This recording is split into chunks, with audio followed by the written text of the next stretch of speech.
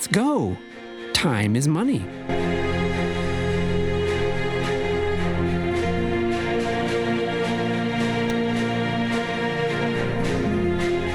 In 1863, on the banks of the Missouri River, the last chapter in the monumental undertaking of the Transcontinental Railroad began.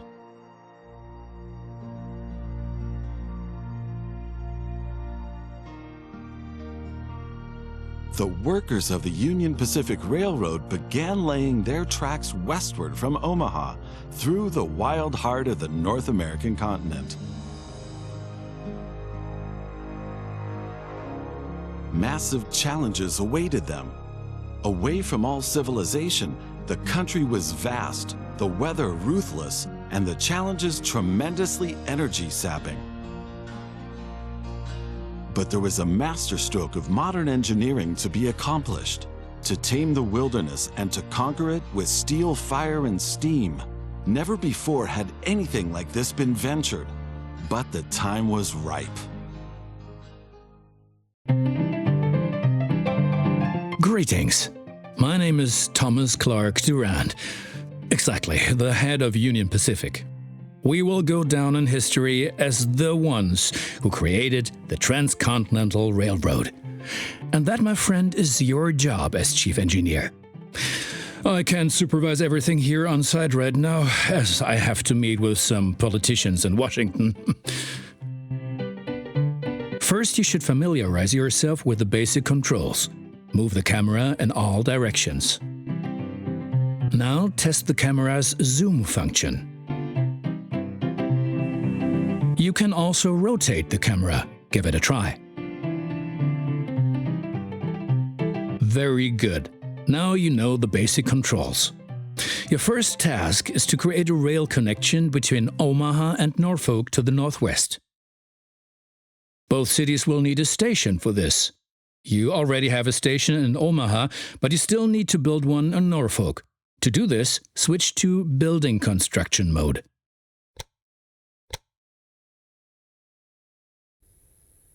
Very good. Now the two stations need to be connected with tracks. To do this, switch to track construction mode. Now plan the tracks between the stations in Norfolk and Omaha. To do this, select the two station tracks one after the other. Then pay for your track planning. Now create your first train so that you can set up a rail line between your stations. Initially, your train only exists on paper. It's not much use to you without a locomotive. Very good. Now you can see the journey your train will take. If there is something to transport, the train will automatically take it.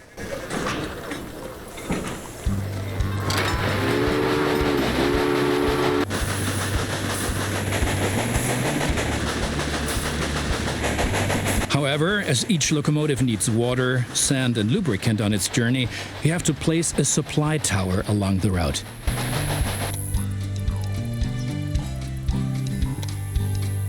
Very good. Your train is now traveling between Omaha and Norfolk. But you can do even more.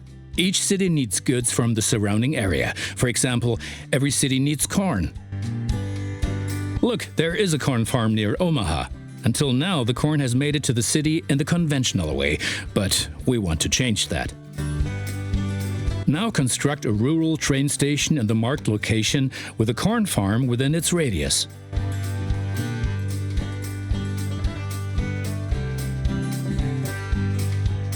Now connect the new rural train station to the station in Omaha.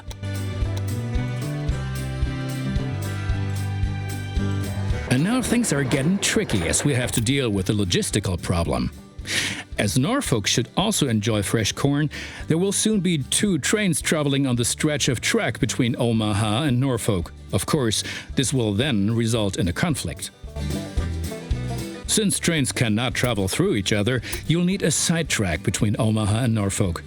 This consists of one parallel track and two signals. First, create a side track. It needs to be at least long enough for a fully loaded train.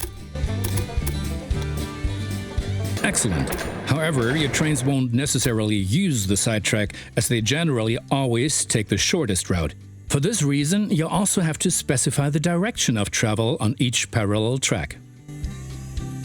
Now open Building Construction mode and set up a signal in the highlighted area pointing in the direction of the switch. Trains will then be able to stop here when the single track is in use.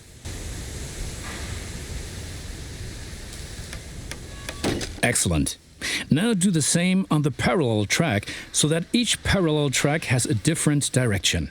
Place a second signal in the highlighted area and block the track to trains coming from the opposite direction. Very good. I'm sure that wasn't at all easy. You will soon come to realize that signals are an important aid in guaranteeing smooth rail operations. You will find more information and tips under Hints and Tips.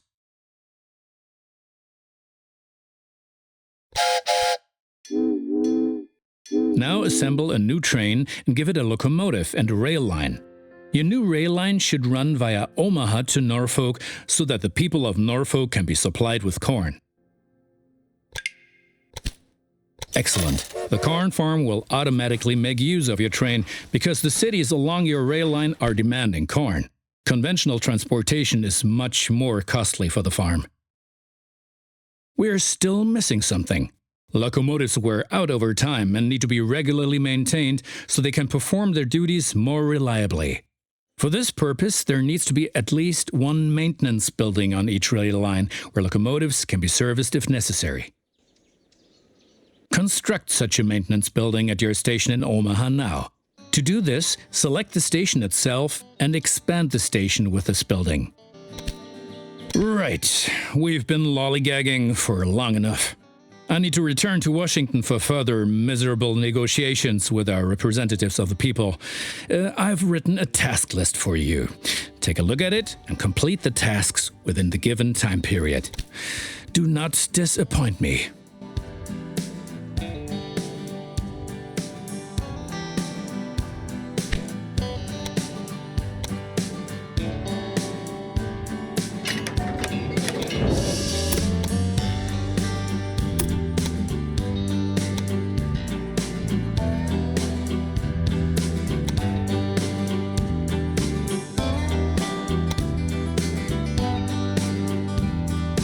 Good. That's finished. You're making progress.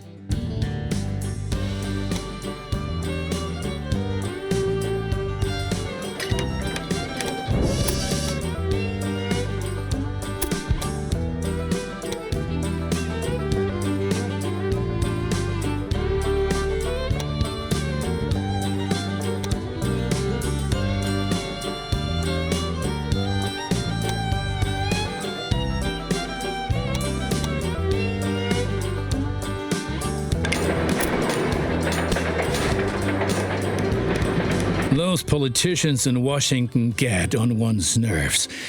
But now let's get back to your tasks. As you can see, Cheyenne is still a little town hoping for an upswing caused by the railroad connection, but a city will only attract new inhabitants if it is supplied with enough goods. Cities receive basic goods from the surrounding area. If you construct stations in the right places and establish rail lines, your trains will be used to transport goods and you will make profits for transportation. But for this, you have to know what goods a city actually needs. You can find out any city's current needs. Now select Cheyenne and view the city's demand for goods. As you can see, Cheyenne currently needs only a handful of goods, and you can only deliver goods that are in demand. As the city grows, it will demand further goods. At the moment, you can supply grain and wood. Both of these goods are available to the north of Cheyenne. Connect Cheyenne to a timber business and a wheat farm, and establish a new rail line that connects them both to Cheyenne.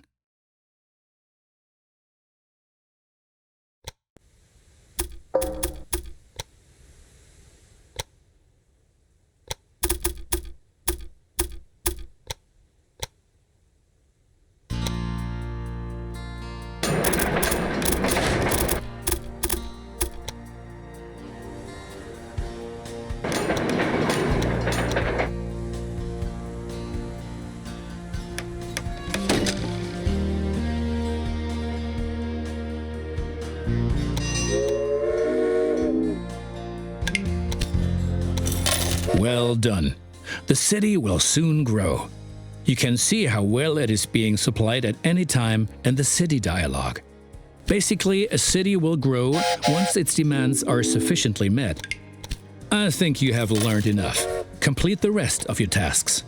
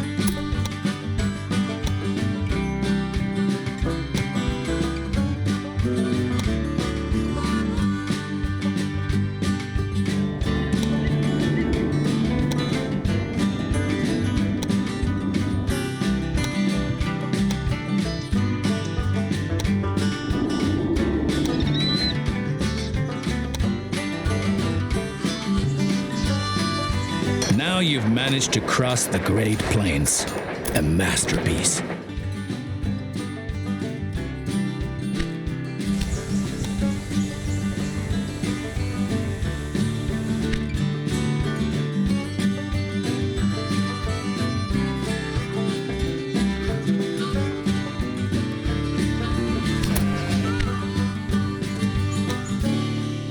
Well done. The citizens of Denver are impressed by the railroad.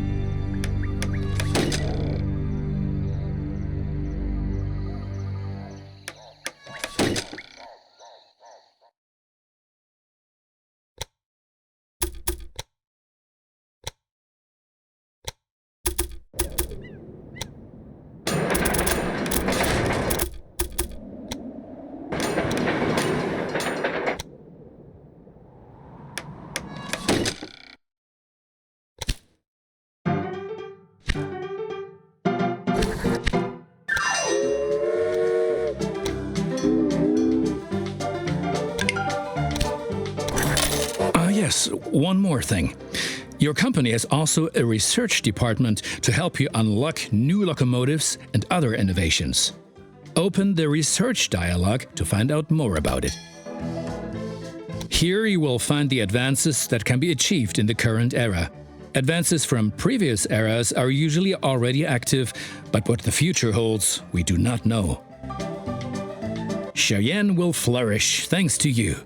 And for each mile of track that we lay, we receive 10 square miles of land. The politicians have no idea of the value of the assets they're giving away, but that stays between us. For each advance, you require innovation points, which you get automatically each month, and which can be increased in various ways. Now, take a look around here, and then unlock an innovation of your choosing. How about a new locomotive? Do you know that many people call the vast stretch of land between the Mississippi and California the Great American Desert? Those fools. Once my railroad has opened everything up, the value of these lands will go through the roof. My opponents say I'm lining my own pockets. These are, of course, hideous lies. And look at it this way. With the profits I'm making, I can invest much more. Jobs, jobs, jobs.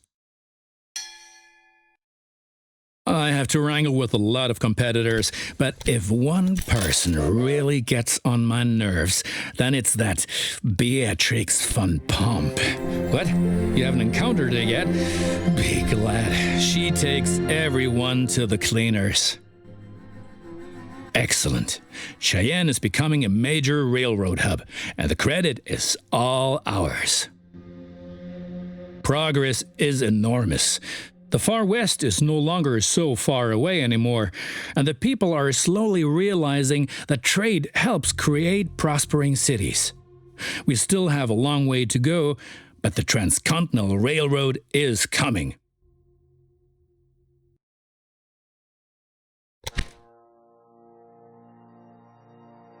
In spite of all the challenges, the Union Pacific Railroad managed to cross the endless expanses of the Great Plains and conquer the merciless slopes of the Rocky Mountains. The Central Pacific Railroad approached from the west, but the winter of 1868 brought all work to a standstill. The two lines lay just a few hundred miles across from each other, in the middle of nowhere in the mountains. The dream of the first transcontinental railroad seemed to be within touching distance, but was buried by house-high masses of snow and blown away by icy snowstorms, a dream that had begun almost 4 decades before.